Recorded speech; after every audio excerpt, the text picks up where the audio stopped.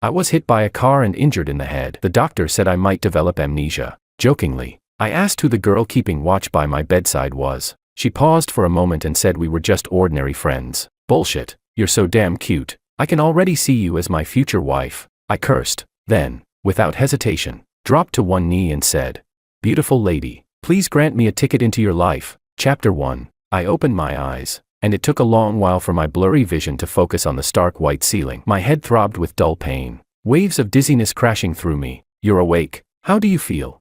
A figure in a white coat entered my sight, his voice sounding as if muffled behind a thin wall. I opened my mouth, but my throat was so dry no sound came out. He checked my pupils while a nurse beside him recorded notes. Concussion. Rather severe. The CT shows slight bleeding. Pressing against the hippocampus. The doctor's words floated into my ears, broken and intermittent. Later you may experience partial memory loss, that is, amnesia. The severity is uncertain. Needs observation. Amnesia. Something so dramatic. I tried to force a smile, but even my facial muscles felt stiff. My eyes struggled to shift, finally landing on the other side of the hospital bed. There sat a girl. Sunlight from the window traced the outline of her profile. Soft strands of hair hung beside her ear. Her eyes were large, and now filled with obvious anxiety and exhaustion. Her eyes were a little red, as if she had cried. She was quiet, but her tightly clenched hands on her knees betrayed her nervousness. Beautiful. That word drifted instinctively through my mind. An inexplicable, overwhelming sense of familiarity and closeness surged up inside me, stronger than the pain. I licked my cracked lips, rasped in a hoarse voice, almost on instinct, making a joke. "Doctor." Then I have to ask, this fairy who has been guarding my bed, who is she? The girl's head snapped up, looking at me with eyes tangled in a mess of emotions, concern, worry, some deep pain, and a trace of avoidance I couldn't understand. She hesitated, her voice soft but striking like a tiny nail in my heart. "We are just ordinary friends." Bullshit. The words burst out almost instantly. Even if my brain was broken, some instincts were frighteningly intact. Seeing her trying to draw lines while obviously caring, a strong impulse took over me. A girl this adorable, there was no way she was just a stranger to me. I had no idea where the strength or impulse came from, but I suddenly threw back the blanket, ignoring the fierce dizziness and the soreness in my arm. I swung myself out of bed. Without a second thought, I dropped to one knee on the cold floor, making the floor stand crash loudly. I grabbed her trembling hand from her lap, looking up into her widened, startled eyes. "Beautiful lady." I heard myself speak in that mix of roguish yet deadly serious tone. "Don't fool me. You're way too cute. You're clearly my future wife. Please, give me a ticket into your life." Her face flushed red at visible speed. Her fingers in my grasp stiffened like twigs, and her eyes instantly filled with thicker tears, like being burned. She yanked her hand away, sprang to her feet, the chair legs screeching harshly against the floor. "George, you're spouting nonsense. You need to rest properly."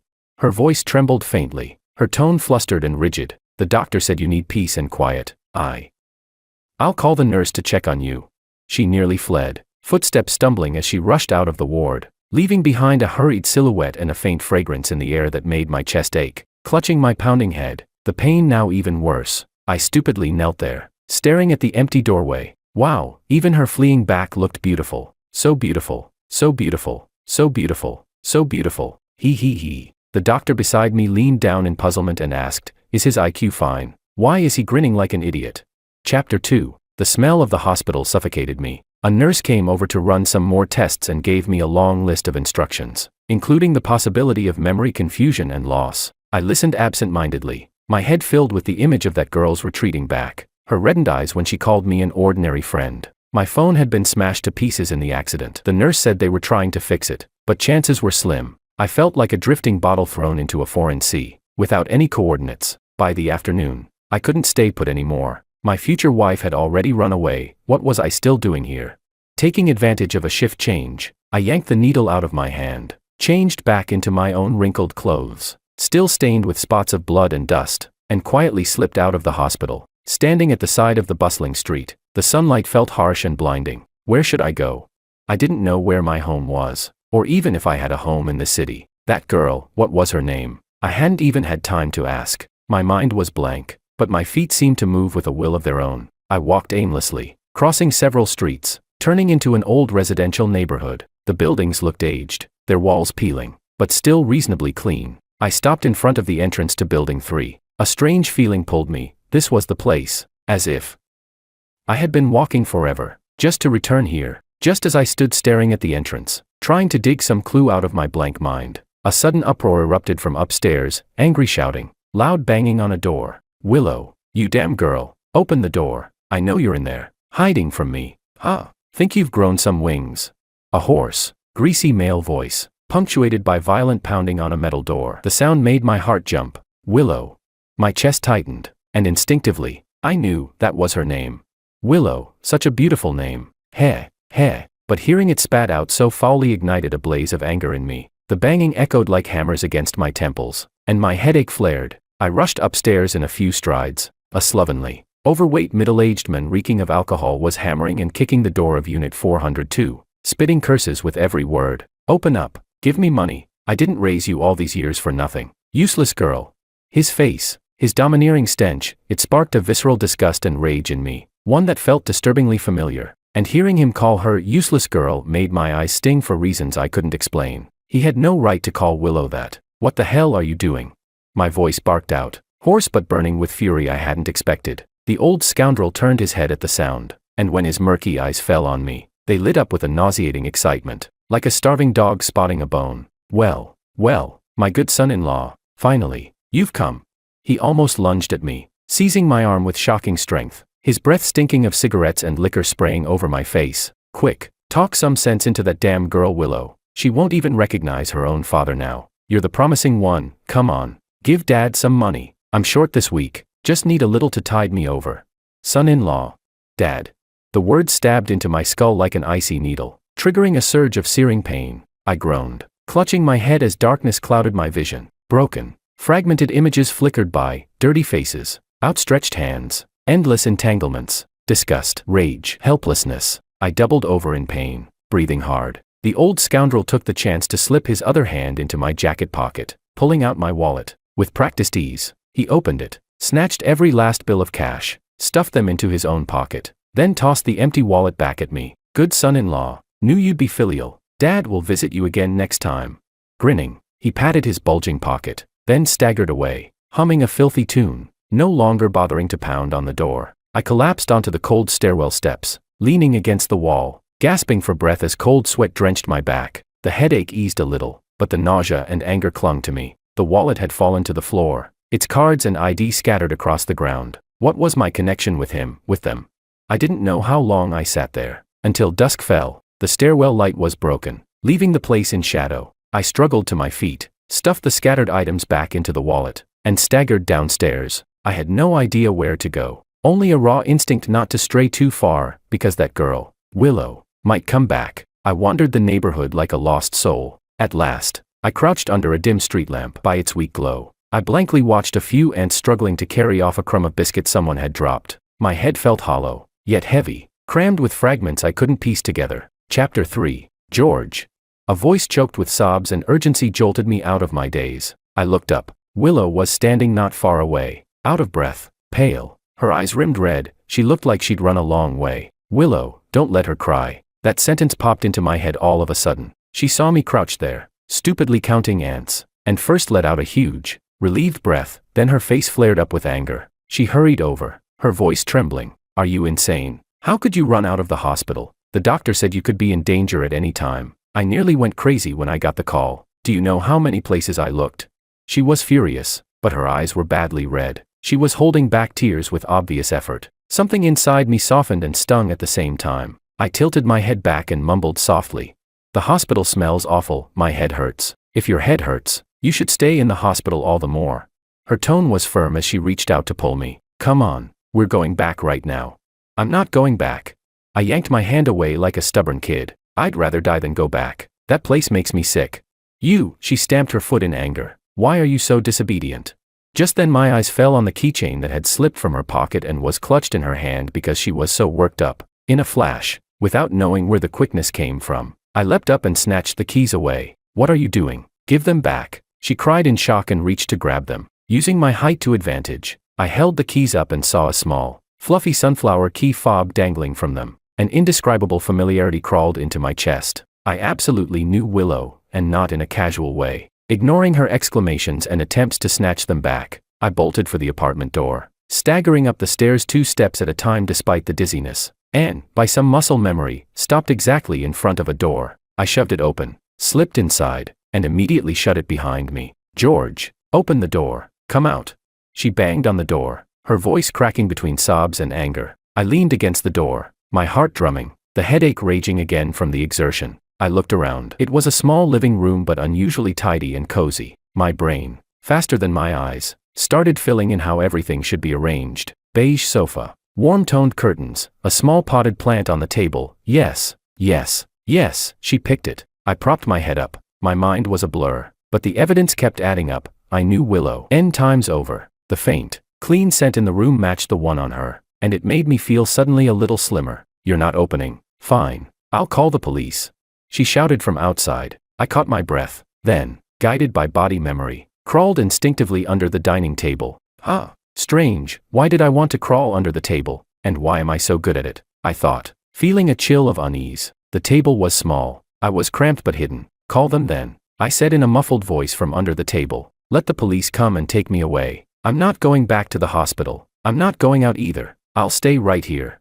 Silence fell outside for a moment. Then I heard a key slide into the lock. She had a spare. The door opened. Her footsteps came in and stopped by the dining table. I could see her jeans and a pair of white canvas shoes. She crouched, lifted the edge of the tablecloth, and looked at me curled up inside. Her expression was tangled, angry, helpless, worried, tired, and maybe, though I might be imagining it, moved. "Come out," she said it, softer now but still firm. "No." I hugged my knees and buried my head. "Unless you promise I can stay, I have nowhere else to go. My phone's broken. I don't know anyone. My head hurts. Don't send me away. Don't send me back to the hospital, please." I heard her inhale very softly, like she was utterly helpless. A long silence. Only our breathing crossed in the quiet little room. Finally I heard her let out a tiny, nearly inaudible sigh. "Okay." Her voice was thick with exhaustion, and it made my heart ache a little. "You can come out. You can stay, for now, but I have to see your injuries. If things aren't good, you must go back to the hospital immediately." Relief flooded me, huge and indescribable, chasing away the headache and unease. Like a big dog granted a pardon, I clumsily crawled out from under the table, a bit of dust in my hair, and looked up to give her what might have been a silly grin. "Thanks, Willow." It was the first time I'd said her name aloud. It tasted strangely sweet on my tongue. She paused, turned her face away so she wouldn't look at me, but I saw the tips of her ears go faintly red. She turned to fetch a medicine kit, still speaking in that hard tone. "You're only temporarily staying. Once you feel better, or remember enough, you have to leave." I knew she was putting on a brave front, just like I knew we could never be just ordinary friends. Don't think I didn't notice all the men's things in her house, although she had a whole set of explanations for this. The underwear in the closet, such a magnificent size, was obviously mine. The evidence of the deep connection between us had just increased by n squared. Chapter 4. My temporary lodging began like this. Willow set up a bed for me on the sofa. She insisted that she would sleep on the sofa and I would take the bed. But I countered that reasoning with the excuse that my head was injured and I needed a soft surface, and with the fact that she had to work the next day and needed a good rest. Both arguments silenced her. The next morning, Willow gave me 1,001 reminders. "Stay home and rest. Don't go anywhere. There's food in the fridge. If you're thirsty, boil some water and drink it." Her expression was stern, like she was scolding a big child who didn't know how to take care of himself. I nodded repeatedly, pretending to be absolutely obedient. As soon as she closed the door, the appearance of good behavior vanished from my face. "Stay home. Impossible." My blank mind and the heart that beat for her clamored loudly for answers. The more she avoided the subject, the more urgent it became for me to know what truly tied us together. That shameless guy, that inexplicable sense of familiarity, everything pecked at my soul like a hook. I looked through the peephole and, once I confirmed she had left, I darted out like a husky just freed, pulling on the t-shirt that still smelled of sweat and hadn't been washed. I hated the smell, but I didn't care. I grabbed the keys and slipped out. In the courtyard of the neighborhood stood some old acacia trees providing plenty of shade. Beneath them were stone tables and benches, the natural gathering place of the elderly. At that moment, several grandpas were fanning themselves, some playing chess, others watching the matches, and a few just chatting for the fun of it. That was where I found them. I began to circle around them as if I were a patrolling guard. The sun blazed down. Within minutes I was drenched in sweat. My t-shirt stuck to my back. I pretended to stroll slowly, coughed a couple of times, or stared for a long time at a non-existent branch, trying to draw their attention. Most of them were absorbed in the game or had their eyes closed to rest. No one wanted to bother with a strange passerby like me. When I was nearly ready to give up and felt like I was about to roast in the sun, One grandpa with a receding hairline, wearing a white t-shirt and fanning himself, kept glancing at me. He put on his magnifying glasses, examined me carefully, and exclaimed, "Hey." Suddenly he pointed his fan at me. "Isn't that George, it really is you, boy. What are you doing hanging around here all sweaty? Move aside. Don't go ruining my game, Geo." He knew me. My eyes lit up as if I had seen a savior, and I ran toward him with enthusiasm. Not caring about seeming unpleasant, I planted myself beside the stone bench at his side, my face flushed and full of flattery. "Grandpa, such sharp eyes. It's me, Geo." I quickly jumped into the conversation, lowering my voice and putting on a mysterious air. "Hey, Grandpa, one thing, the girl from 402, Willow, do you know her?" The grandpa, with a disdainful gesture, waved his fan at me. Go on, you reek of sweat. Did the couple have a fight? Did she throw you out? No wonder you look so lost around here. Couple. What juicy information." Inside I was ecstatic, but I held back and kept up my serious questioning, turning into a handsome melancholic. Don't mention that. I had an accident. My head is confused. I've lost memory of many things. I only remember that Willow is beautiful and kind, but she insists we're just friends. "Grandpa, can you tell me what our relationship used to be?" The grandpa looked me up and down with suspicion and said, "Did you go half-witted? Weren't you her boyfriend? You live in her house, eat and sleep there for free. What else could it be?" Boom. The huge stone crushing my chest finally fell to the ground. Of course. I knew it. My damned and infallible intuition is never wrong. A human witness. This was irrefutable proof. Another piece of evidence. The corners of my mouth curled up uncontrollably. I broke into a stupid, utterly idiotic grin, but the joy lasted only 2 seconds, and an even greater doubt sprang up immediately. Then, why does she say she doesn't know me? The grandpa pursed his lips and took a sip from his clay mug. How should I know about young people's entanglements? Maybe you gave her a reason to be angry. I scratched my head and switched tactics. Grandpa, another thing, isn't there some shameless old man, a pretty filthy guy who comes around to bother Willow? They say he's her father. At those words, the grandpa's expression turned serious and he sighed. Yes, that's Willow's father. That old Lou, he's no good. Poor Willow has had bad luck. Her mother died early. She worked hard, studied, and got a job. She moved here not long ago. Barely 2 years of peace before her father showed up. He drinks. He likes to gamble. He comes every few days to make a scene, demanding money. Who in the neighborhood doesn't know it? Poor Willow. She's such a good girl. Every word from the grandpa squeezed my heart like a hand, making it ache inside. The old man, looking at me with disdain, added, and besides that father, poor Willow also has to support someone like you. He seemed to be searching for the right word. Without thinking, I answered, support me, that handsome, elegant, and imposing boyfriend. The grandpa rolled his eyes mercilessly. You're a kept man. You stay in her house, eat and sleep for free. You work on and off and never bring money home. Isn't Willow the one paying for both of you? Damn. A kept man. I was speechless. Between the shock and a strange sense of pride, I stroked my chin with a bright look and muttered, wow, my future wife is amazing. She supports her father and me. 2 burdens. That's awesome. The grandpa was dumbfounded at my shamelessness. His fan slipped from his hand as he stared at me like I was some sort of oddity. Just as he was about to say another line to despise me, a sudden ferocious roar came from above, powerful enough to shatter mountains. You damned old man, where do you think you're going? Did you wash the clothes I told you to wash? Or did you sneak off to watch chess again? Get back here right now.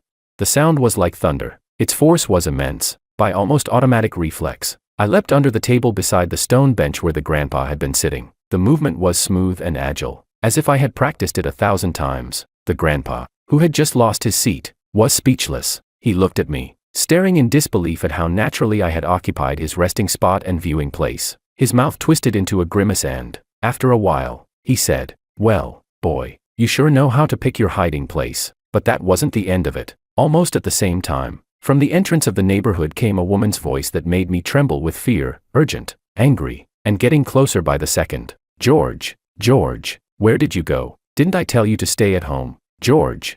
It was Willow. How had she come back early? It's over. A shiver ran through me. Instinctively I shrank down and squeezed myself further under the table. Willow, who had clearly been searching everywhere, scanned the shade under the trees like lightning, and in an instant spotted those long legs sticking out and the nape of a neck trying to hide. She charged in furiously, yanked up the tablecloth in one motion, and bending down, grabbed me by the ear and dragged me out from under the table in a single pull. I It hurts. It hurts. It hurts. Willow. Easy. My ear's going to fall off. I made faces begging for mercy, humiliated to the marrow. Didn't I tell you not to go out? Not to go out. Your head wound isn't healed. Are my words just wind to you? Her face was flaming with anger, but her eyes were a little glassy. She was clearly terrified for me. I was wrong. I'm sorry. I just got overwhelmed. I needed some air. I won't do it again. I won't. I stammered, protecting my ear, looking repentant. At the same time I made a pleading gesture to the grandpa with the receding hairline, asking him for help with my eyes. The grandpa, seeing me subdued by the one who runs the house, finally couldn't contain a chuckle and, fanning himself, commented mockingly, "Heh heh, well would you look at that, Gio, you've got a day too, you're afraid of the woman as well." He had just said that when, from above, another voice exploded with the same thunderous character. "You damned old man, where do you think you've been disappearing to? Did you wash the clothes I told you to wash, or did you go off to watch chess again? Get back here now." The voice was an electric shock. By reflex, I leapt under the table beside the grandpa's bench. The movement was smooth and agile, as if I'd practiced it 1,000 times. The grandpa, who had just lost his place, was dumbfounded to see me take it so naturally. His mouth twisted and, at last, he murmured, "Well, boy, what an eye you have for finding a spot." But things got worse, almost at the same time. From the entrance to the block came the female voice that scared me most, at first distant, then getting closer and angrier by the second. "George, George, where have you hidden? Didn't I tell you to stay home? George." "It's Willow." How had she come back early? Willow approached with decisive steps, yanked up the tablecloth and pulled my ear so hard it hurt to the soul. I stayed there, red as a tomato, while she scolded me and the neighbors came out to watch the show. Then an older woman, nimble as a cat, appeared from the doorway and grabbed the grandpa with the receding hairline by the arm. She tugged his ear while scolding him without mercy. "Always gossiping. The clothes are rotting in the tub. Go back and wash them right now." The grandpa immediately shrank, letting himself be dragged, complaining, "Hey, hey, woman, easy, a little dignity, men." Before they shut the door, I looked at the grandpa who'd lost his seat. That exchanged glance was full of mutual compassion, recognition of the same misfortune, and a shared fear of an unpromising future. And then each of us was pulled in opposite directions by our furious wardens. "That's it, now I'm really screwed," I thought, touching my burning ear. But, curiously, that sweet sensation that had sprung up upon confirming she was my girlfriend refused to leave for anything in the world. Heh heh. Willow is my girlfriend. Yes, my girlfriend. My girlfriend. Chapter 5. Although I was 99% sure about my relationship with Willow, she stubbornly refused to admit it and deliberately kept her distance. She finished her meals quickly and left the table. When we watched TV, she sat on the tiny stool farthest from me. When she talked to me, her eyes kept darting away, refusing to hold my gaze for long, but I could feel her care. She would quietly push the dishes I liked in front of me. At night she got up several times, moving quietly to check if I had a fever or felt unwell. She helped me sort the medicines the hospital prescribed and watched me swallow them. Feeling that obvious but unwilling to admit concern from her, I couldn't help but fret and posted online asking for help. What do I do if my wife doesn't recognize me?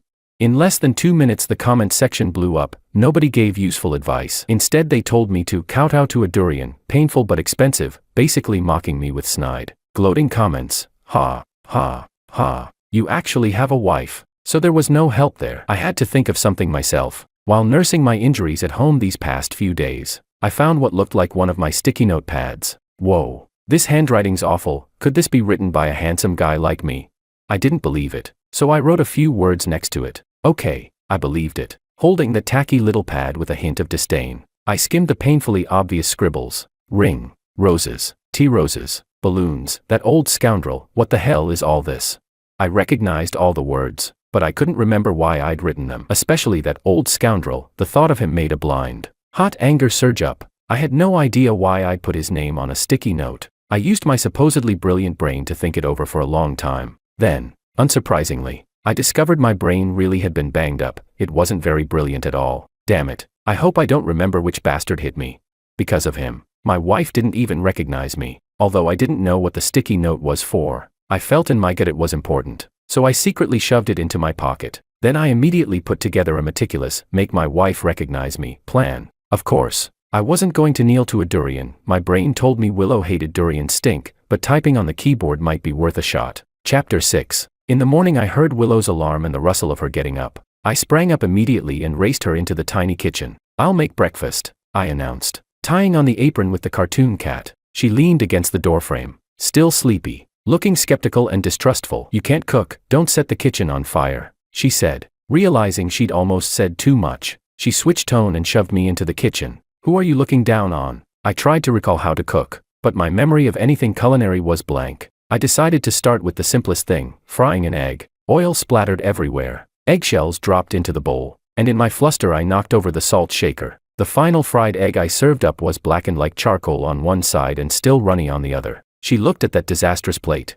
then at the oil smudges on my face and the eager expression in my eyes, and finally couldn't help but let out a small laugh. A genuine, relieved kind of laugh with a little helplessness in it. "How many times have you done this? You're usually my helper, let me do it." She naturally took the spatula from me and gently pushed me out of the kitchen. "Go sit down, don't make a mess." Watching her move around the stove with practiced ease, listening to the pleasant sizzle from the pan, the hollow place inside me seemed to be filled a little. Such a familiar scene. Even when she deliberately put the perfect omelet in front of me with a stern face, I could see a tiny smile tucked at the corner of her eyes. Sigh. Plan step 1. Make breakfast for my wife. Ended in failure. Chapter 7. During the nights I stayed at Willow's place, I hardly slept a full night. The sofa was soft and the blanket she gave me still smelled of sunlight and her. It was unbearably cozy. But I kept tossing and turning like a pan-fried fish, feeling an empty space in my arms and a missing piece in my chest, restless and unable to fall asleep. One late night, staring at the ceiling after failing to sleep yet again,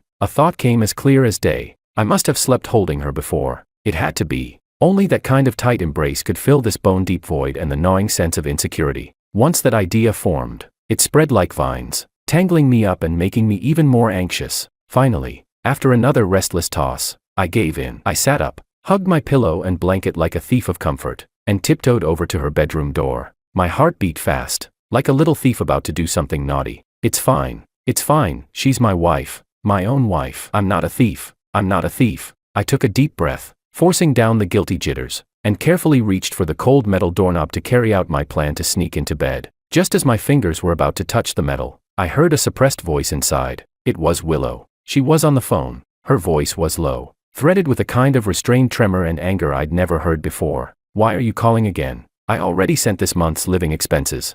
She paused, apparently listening, her breathing quickening. "Gambling debt. You went to gamble again. How many times do I have to tell you he's not my father? I don't have a father like you." My heart dropped. It was that old no-good man. The person on the other end seemed to be yelling, and Willow's voice snapped a bit higher before she forced it down into a pained whisper. "Enough. Isn't the money I gave you enough? Did you ever take care of me? Where were you when my mom was sick? Where were you when I couldn't pay tuition? How dare you keep coming to me for money? Apart from giving birth to me, what have you ever done?" Her interrogation sounded like the whimper of a wounded animal, full of hurt and hatred, yet utterly helpless. She was even suppressing her voice, afraid I might hear from the next room. My hand on the doorknob fell to my side. My chest tightened so badly it felt hard to breathe. There was a short silence inside, only the sound of her broken, restrained breaths. Then the call was abruptly and roughly ended. What followed was a tiny, uncontrollable sob, like a needle piercing my eardrum and stabbing the softest part of my heart. But that cry lasted only a few seconds, really just a few, then stopped suddenly. In its place came the sound of her sniffling hard and the faint noise of a hand wiping away tears. At that exact moment my head flared with pain. A few blurred images slammed into my mind. Same home. The kitchen. She's cooking with her back to me, shoulders trembling slightly, quick to lift a hand to rub her eyes. Then she takes a deep breath, turns around, and with a perfectly natural, even slightly cheerful smile, offers a plate. "What are you dazing for? Dinner's ready. I made your favorite, sweet and sour ribs." Another time. She hangs up with red-rimmed eyes. Seeing my worried look, she immediately smiles and waves it off. "It's nothing, something got in my eye. Come watch this funny video." She was always like that. She'd give herself 2 seconds to break down, then slam on a brave mask, hiding all the pain and fragility, leaving only warmth and smiles for the person she cared about. I could vaguely recall that feeling, not a specific memory, but the pattern. She habitually hid her pain, just to show me sunshine. The ache in my chest spread, sour and unbearably aching. I withdrew my hand and quietly leaned against her door. "Willow, be strong. Don't go in." That voice appeared in my head. She certainly wouldn't want me to see her tear-stained eyes and fragile side. My barging in would only embarrass her and make things harder. In the end I didn't turn the knob, but I didn't leave either. I sat down right by the door, wrapped in the blanket, like a loyal, foolish watchdog keeping guard. At least that way I'd know the moment she needed me. The floor's cold seeped through the thin blanket and was uncomfortable. Yet listening to the quiet settle inside and to her breathing slowly steady itself, I felt strangely calm. Exhaustion and sleepiness finally hit me, and leaning against the door, I dozed off in a haze. The next morning I was woken by the sound of a door opening. The door swung inward and I lost my support, nearly face-planting. Willow was clearly startled by the big lump at the doorway and let out a small gasp. When she realized it was me, wrapped in a blanket, eyes half closed from sleep, she was stunned. "George?" She crouched down, looking at me in surprise. Why are you sleeping here?" She looked mostly the same as always, except for the faint puffiness and redness around her eyes, so subtle you'd miss it unless you looked closely. But she covered it well. Her tone only carried astonishment and confusion. "George, don't expose her." That sentence popped into my head. I rubbed my sore forehead and swallowed everything that wanted to spill out, the argument I'd overheard last night, her crying, the ache in my chest, down inside. So instead I grabbed her leg and buried my face in the softness of her pajamas, acting clingy and whiny with a sleepy rasp in my voice. "Willow, I'm scared. It's so dark to sleep alone. There are weird noises over by the sofa. I'm too afraid to sleep by myself." Her body stiffened as she tried to pull me off. "What are you talking about? There's no noise. Come on, get up, it's cold on the floor." I held on tighter and looked up with what I hoped was the most pitiful face I could muster. "Pushing my luck. Your room definitely doesn't have strange noises. And the bed is so big, could you give me a little space? Just a little. I promise I'll be good." Her cheeks flushed red and her voice hardened, with an edge of barely hidden fluster. "George, don't say that. We already said we're just ordinary friends. How can we sleep together? Get up now." I immediately clapped my hands over my ears and started acting like a brat. No, I'm not listening. Ordinary friends can still let a homeless kid crash on half a bed, right?" Seeing her both angry and helpless, I suddenly let go, scrambled to the kitchen, grabbed 2 chilled eggs from the fridge, and shoved them into her hands without ceremony. "Here." My tone grew a touch more serious as I glanced at her puffy eyes. "Put these on them, otherwise you'll look awful at work." She froze, looked down at the eggs, then shot me a panic-stricken, caught-off-guard look. While she was distracted, I slipped like an eel through the crack of the door into her room. My target was that unbelievably soft, inviting bed. I grabbed the comforter that still smelled like her and dove deep into it. I don't care. I'm exhausted. I barely slept last night. The floor hurts my back. I'm going to sleep now. Good night. I buried my face in the pillow and muttered loudly enough to be obvious while my heart hammered. From behind me came her exasperated voice. "George, get down from there. It's only morning. Why are you sleeping now? Get up."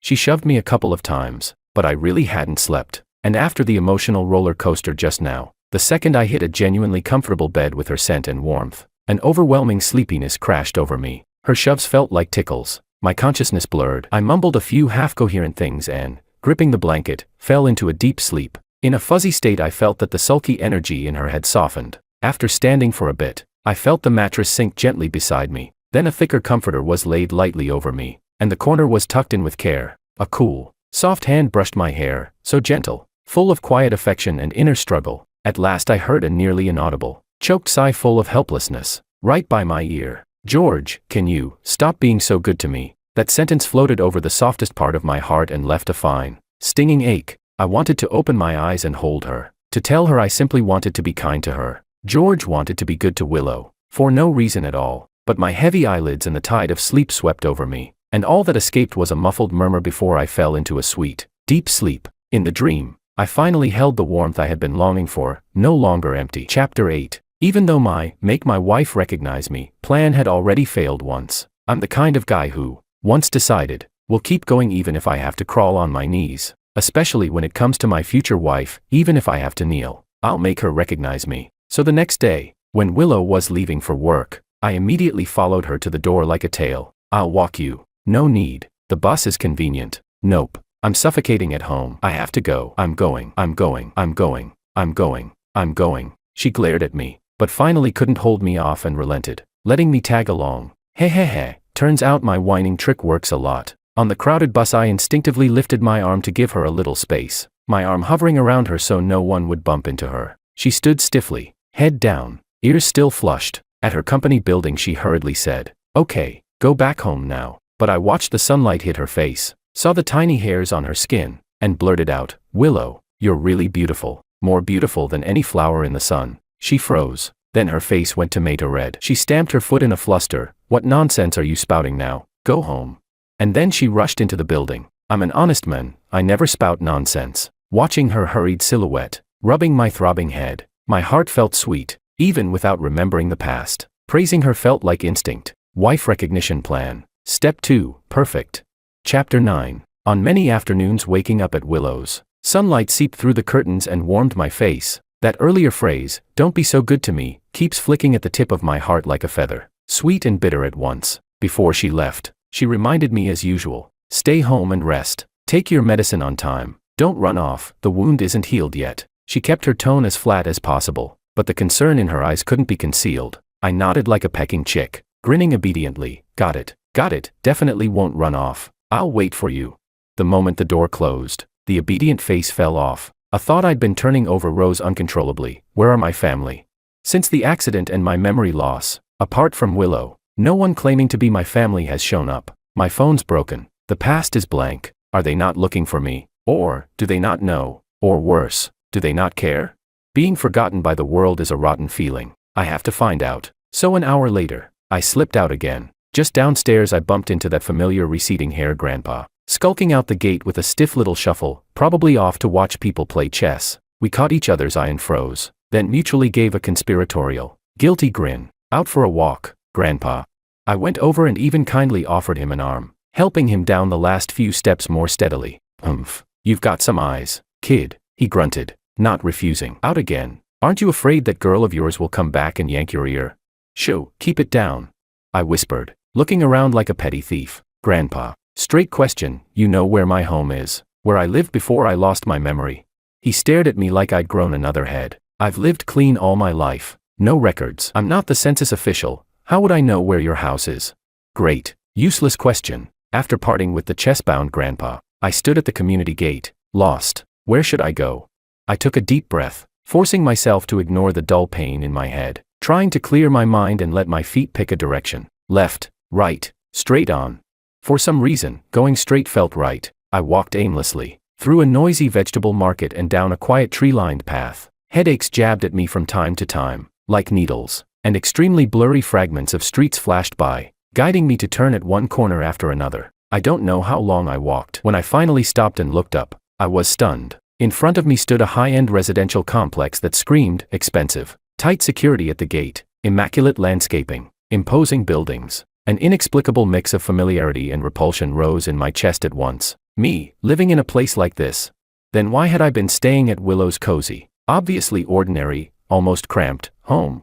At the instant that question formed, a small voice in my heart gave me the answer, because she was there. Following that faint familiarity and residue of muscle memory, I found myself at the side entrance of one building, a fancy fingerprint lock. On impulse I pressed my finger to it. Beep, it chimed, and the door opened. At the same time, a growing wave of inexplicable disgust opened up inside me. I took the elevator and stopped at the door of a unit with a heavy security door. I tried the fingerprint reader again. Verification successful. The lock clicked open. I pushed the door and a cool, expensive scented air hit me. The interior was minimalist luxury, chic but lifeless, like a model home. In the living room a woman in a silk robe, well kept and perfectly made up, held a bone china cup and sipped tea with elegant composure. She lifted her eyes at me, then her brow drew tight. She put down the cup and spoke in a voice cold as marble. Oh, so you remember to come back, if you're here to invite me to your wedding. When she said wedding, the contempt in her tone was almost tangible. I think you should be realistic. I won't show up. Your father won't.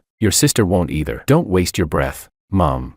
That word hit my skull with a sudden, violent headache. Yes, she was my mother. But the conversation, wedding, my wedding with Willow, we were already at the point of talking marriage. The avalanche of information left me momentarily stunned. Hearing her dismissive tone, some nameless anger instantly replaced my shock and confusion, and I blurted out, Willow is a good person. Whether you attend the wedding or not is up to you. But please don't belittle the woman I love. Ha. My mother sounded like she'd heard the joke of the century. For the first time the frozen expression on her face cracked, only into scorn. George, you're amazing. If there's one thing you haven't lost, it's your delusions and self-righteousness. Not one bit of my fine genes there. She stood and walked toward me, her gaze sharp as a blade. I might acknowledge you as my pathetic son in front of outsiders. Do you know how ashamed that makes me? Each word was an ice pick, driven into my ears and my heart. She didn't just look down on Willow, she despised me. I was almost rooted to the spot, my head buzzing. my mind blank. Then a flood of memory fragments crashed into me, shards, faces, voices. My parents staring at my report card with disappointment so fierce it was almost disgust. Look at your sister, always top of the class. And you, at the tail end. You've made the Wongs look bad. Don't play with those kids who do poorly, you'll become like them.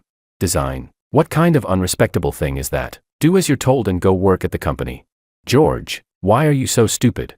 My head felt like it was splitting apart. I clutched my head in agony and, like a reflex, looked for somewhere to hide, my gaze uncontrollably flicking to the heavy solid wood dining table in the living room. My mother snorted in contempt when she saw me, her disdain even sharper. What? Going to crawl under the table again like when you were a kid the moment you get scolded? George, can you ever improve? Apart from hiding and making us angry, what else can you do?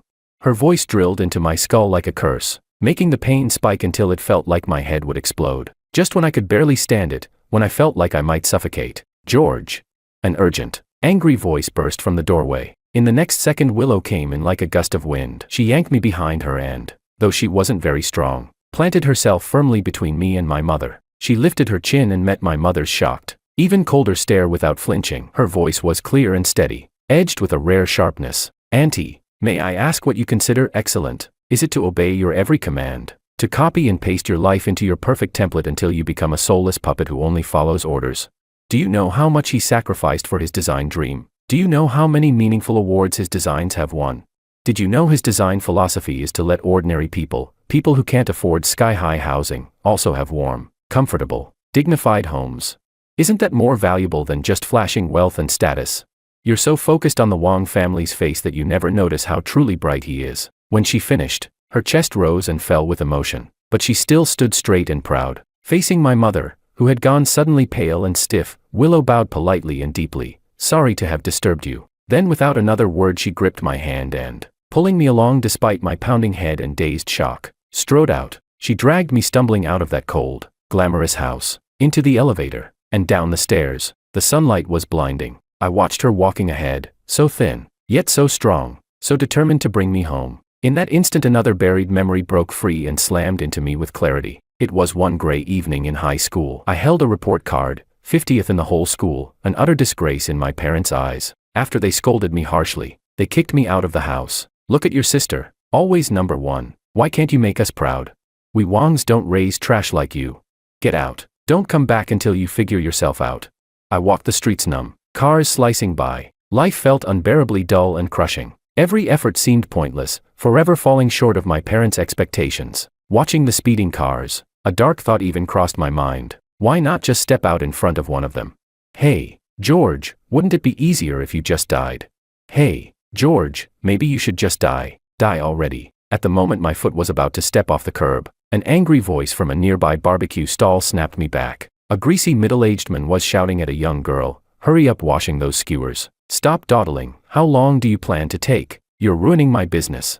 That girl was Willow. She kept her head down, her expression hidden, scrubbing those skewers with extra force, over and over. In the greasy basin, she mechanically and obstinately rinsed, changed the water, scrubbed. For some reason I just squatted on the curb and stared at her from a distance like an idiot. Back then I thought, what perseverance. Every day repeating the same greasy skewers. How does she keep going?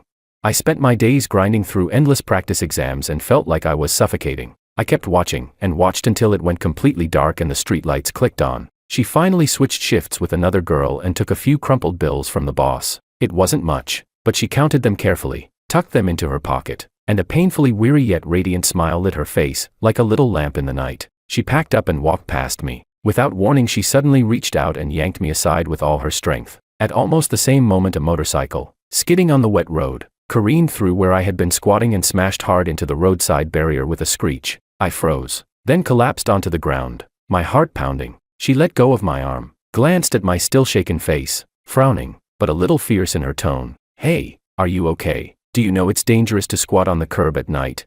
I didn't answer, just stared at her. The streetlight etched her profile, sweat and fatigue on her skin, but a fierce vitality under it. She saw I was silent, pursed her lips, and didn't press further, then hurried off into the dark. I stood there like an idiot watching her decisive figure disappear, my heart beating erratically in my chest. So long ago, back when I was at my lowest, when I'd thought about giving up, she barreled into my life like a rude, blazing light and, without explanation, showed me what perseverance meant. She even, accidentally, saved my life. Shoo. George, don't tell anyone. Don't say you might have liked her back then. This is a secret. Willow doesn't know. That voice drifted through my head like a whisper. My heart jolted and a hot wave surged through me. I grabbed Willow's hand and stopped her. She turned, surprised. Her eyes were rimmed red from earlier excitement. George, what's up? Is your head hurting again? Hey, George, how are you? Didn't sleep well? Hey, George, did you skip dinner and just study? Hey, George, your designs are amazing. When I had thought of ending it all so many times, one person, using the same tones everyone else used, had spoken different words. I shook my head to clear the fog, looked into Willow's worried eyes, and said with burning certainty, Willow, you really are my future wife. That destiny had been set years ago, right by that barbecue stall. She had casually grabbed hold of the life that was about to fall apart. Willow froze, her pupils widening, then reflexively denied it. We're not. We're just ordinary friends. All right, ordinary friends. Yeah, right. I laughed and squeezed her hand back. Hey, George, where are you taking me? She asked. Home. But how did you know I was here? I checked the CCTV. When I heard, I got so mad I came right away. Didn't I tell you not to run off? Next time I'll send you straight back to the hospital. The next second she pretended to be angry and grabbed my ear. Ow, ow. Willow, that really hurts. I groaned. Shut up, you won't learn otherwise. Oh my God, my plan to get my wife to recognize me might have damaged my ears a little. Chapter 10. That night I curled up on the couch, watching her fold clothes beside me, and couldn't help asking, Willow, were we close before? She paused in her movements without looking up and said, just like that, what did I do for work before? You worked as a designer at a small company. Where did I live? You rented your own place. And that old deadbeat who hangs around the door, is he really your father?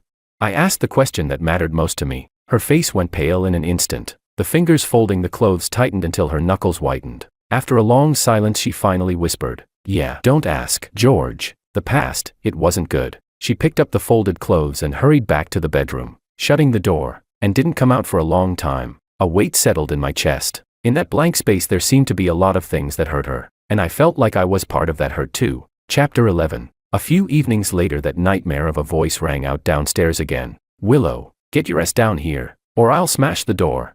Willow's face drained of color. The book in her hand fell to the floor. She looked toward the door in fear, her body trembling slightly, a visceral, physical terror. Willow, don't be afraid. That sentence popped into my head and with it a familiar disgust and anger seized me. A headache hit, but stronger than that was the urge to protect her. I held her back as she reached for the lock and said in a low voice, don't move, I'll go. I walked to the door and flung it open. The old deadbeat was raising his hand to smash the door. When he saw me he wore that sickening, ingratiating leer. Good son-in-law, you're home. That's great. Come on, get out. I cut him off. My voice was so cold even I felt like a stranger to it. He froze for a moment, then tried to bluster. Who the hell are you telling to get out? I'm your father-in-law. It's only right I come for money from my daughter.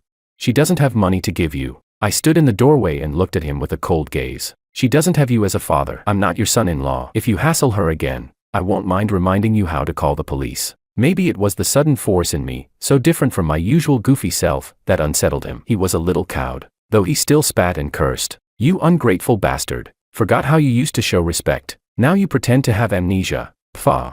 The past is the past. I stared at him. A sharp pain built in my head and hazy images churned up, me stuffing money into his hands over and over, the way he greedily counted it. Willow begging him through tears not to come back. Now, right now, get out. Don't make me say it a third time. Perhaps the hard edge in my eyes was too real. He spat on the ground, cursed a few nasty things, and finally staggered away. I shut the door and leaned my back against it, breathing out with exhaustion. Willow stood in the middle of the living room, shaken, staring at me with a complicated look, gratitude, worry, and a deeper unease. Did you remember something? She asked softly. I shook my head, walked over, and instinctively reached out to wrap her trembling body in my arms, patting her back. No, I just feel.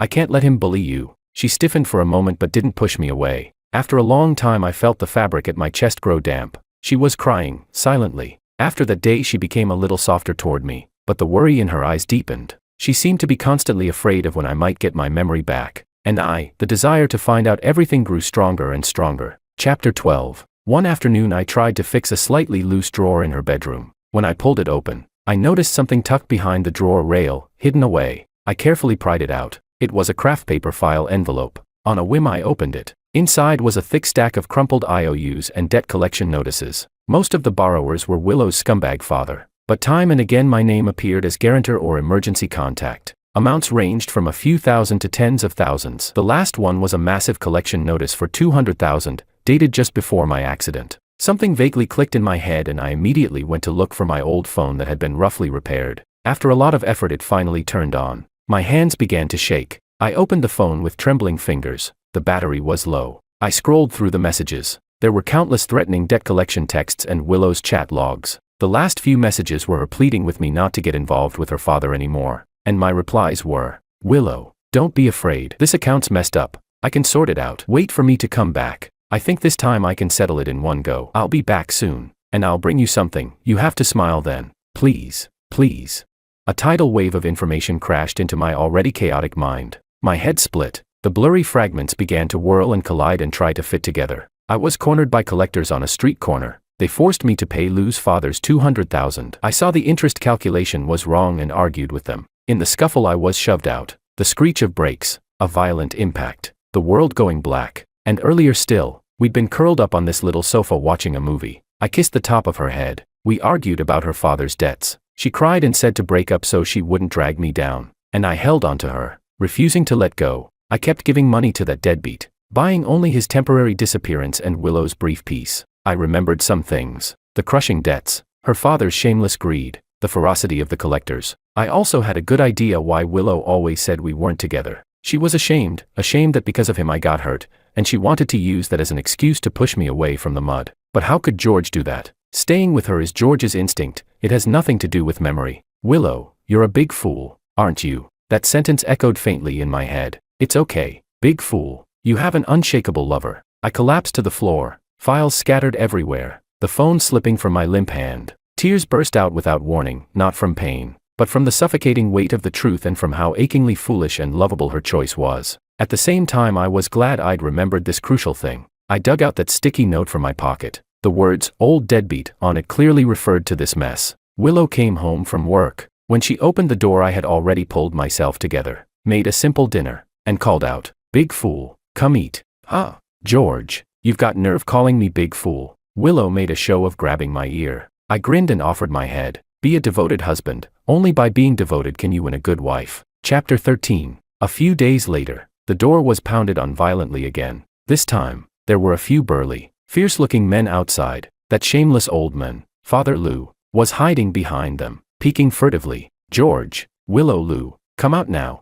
Are you going to pay or not?" shouted the scarred-faced man who led the group. Willow, though surprised they had come, immediately put me behind her. "Those bastards still haven't settled the accident matter. They think that finding someone to take the blame will do." Willow had already called the police a long time ago. When I recalled how the accident had started, I, surprisingly, remained very calm. "Willow, it's okay. I know how to handle this." I opened the door only a crack and stood ready to shield Willow with my body. "What's all this noise?" I asked them coldly. "We want the money," they answered. "That $200,000 debt, are you going to pay it or what?" "I remember the debt very well," I said. "That $200,000 is miscalculated. The way you charged interest exceeds the legal maximum. It's illegal usury," I added. "And the loan contract, with Father Lou's signature, who knows if it's authentic?" The scar-faced man was stunned. He clearly didn't expect me to bring up legal details so calmly. I kept pressing. "I've already consulted a lawyer and I have all the evidence. If you want to go the legal route, go ahead. But if you want to act violently right now," I showed the phone in my hand. The screen had the 112-110 dialer visible. "I won't hesitate to call the police and report violent collection tactics and a usurious loan." The men looked at one another. It was clear they were uneasy. They were only after collections. They didn't want things to escalate too far. Besides, my prior accident worked against them. The scar-faced man glared at Father Lou hiding behind them and spat. "You damned old man, are you pulling my leg? Didn't you say this kid is dumb?" Father Lou shrank back, frightened. In the end, the scar-faced man muttered, "You'll see," and left with his crew, grumbling. Father Lou tried to slip away, but I grabbed him at once. I stared him down, with not a shred of tolerance in my eyes. "Listen carefully. From today on, you and Willow have nothing to do with each other. She's not going to give you another cent. If I find out you bother her again, or if she has to suffer the same things those guys made you do today, I'll make you regret it more than they did." And that's not an empty threat. His biological fatherhood tied him to obligation and guilt, which was why he kept begging Willow for money again and again. Willow felt remorse. I did not. I only take care of her. Perhaps the hardness and determination in my gaze completely paralyzed him. He stammered, not daring even to utter a word, and slunk away with his tail between his legs. I shut the door. The world returned to calm. Willow stood in the middle of the living room, stunned, but there was a different light in her eyes. "Do you remember?" she stammered. She opened her mouth but could not form the words. She only looked at me with eyes full of tears. I shook my head. Honestly, no. I don't remember everything. Only a little. Just enough. Willow's eyes suddenly went red. Her voice broke. "I'm sorry, George. I'm sorry. I hurt you. I'm sorry. If it weren't for me. I'm sorry. I'm sorry." She repeated it over and over, covering her face with her hands and sobbing uncontrollably. I hugged her tightly, pressing her trembling body against mine. "Willow, you're such a fool. You know that. Don't say you're sorry. You never have to apologize for me." She was a big fool. She undervalued herself in my heart, but it didn't matter. The fool's lover does not despise her. Chapter 14. Days passed, and the relationship between Willow and me grew increasingly delicate. I was almost 100% certain she was my girlfriend. We were incredibly close, maybe even at the stage of talking about marriage. From what my mom and the old man downstairs said, the puzzle pieces were snapping into place. But her, even though I'd told her I'd remembered part of things, she still dodged me a little. It seemed the accident left a pretty big shadow on her. Every time I tried to get close or probe with words, she'd raise her soft little defenses, once, twice, 3 times, the nth time. That night I lost again to her flickering eyes and firm denials. My chest felt blocked, a knot of unfairness and irritation I couldn't name.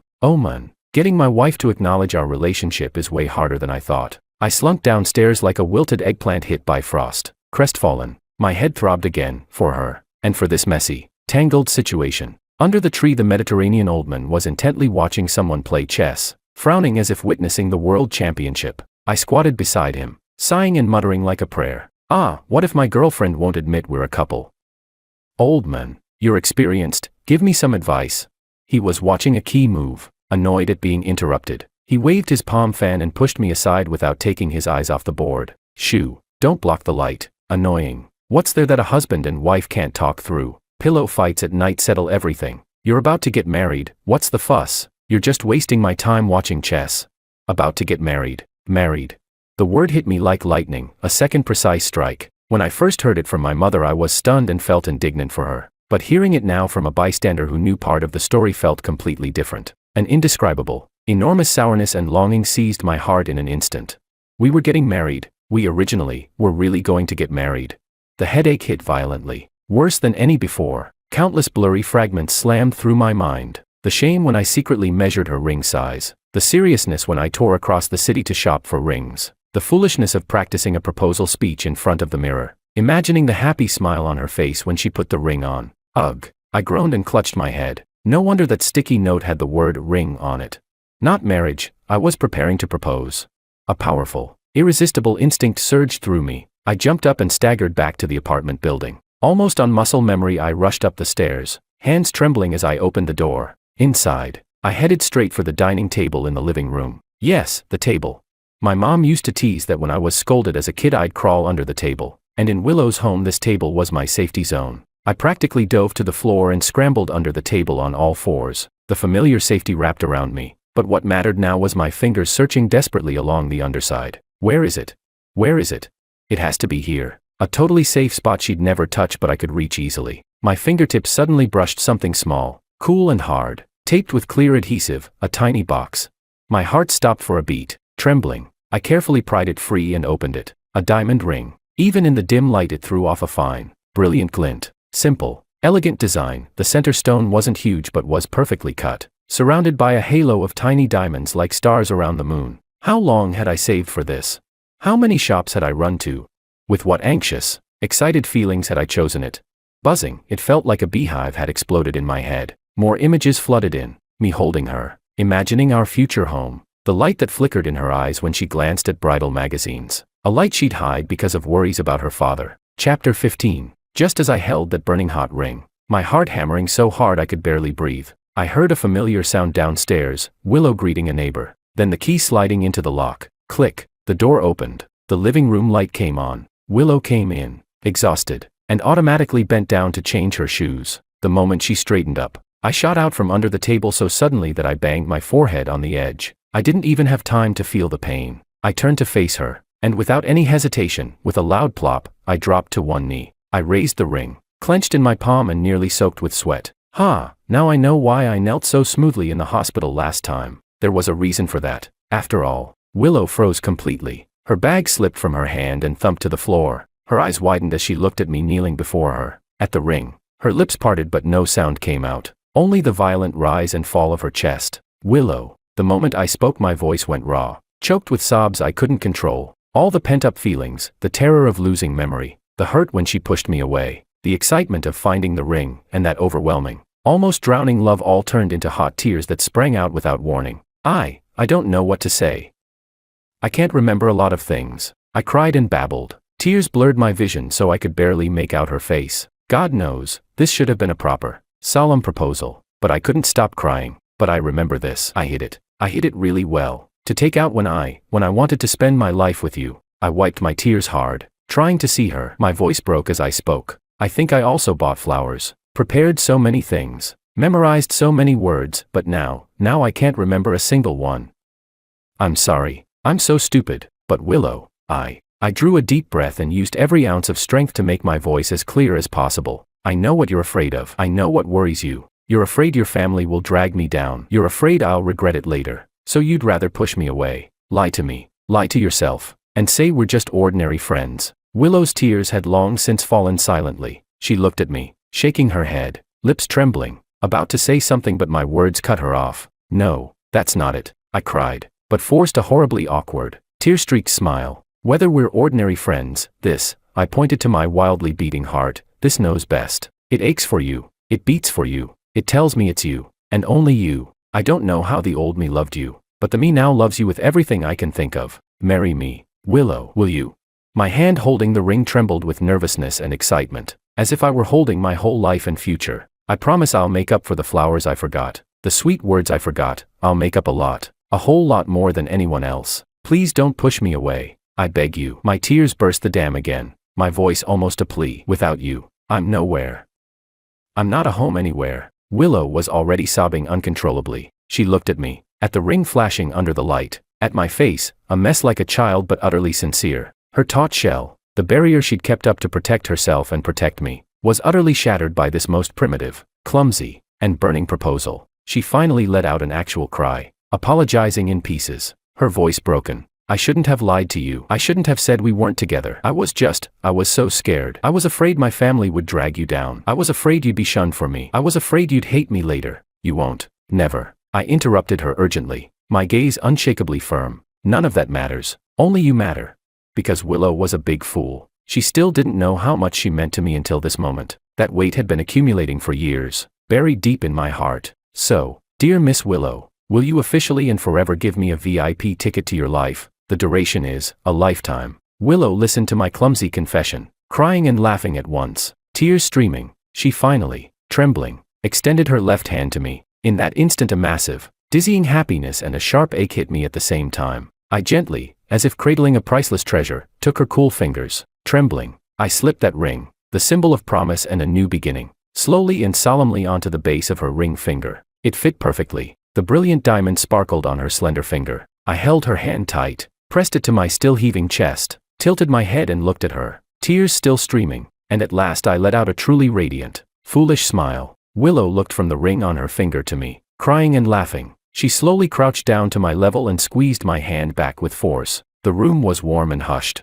only the sound of our breaths slowing and the reflection of tears in each other's eyes. At that moment there was a commotion at the door. The old chess-loving neighbor was being dragged upstairs by his wife, ears yanked. Clearly he'd forgotten the time while watching the game. He grimaced in pain and, passing our open door, glanced in without thinking. He saw me still kneeling, holding Willow's hand tightly. Both of us had tearful eyes and the new ring on her finger glittered brilliantly. He froze for a moment, then, ignoring the tug on his ear, clicked his tongue and shook his head with a tone full of, I knew it, and a little schadenfreude. Look, this building's got another man who's afraid of his wife now.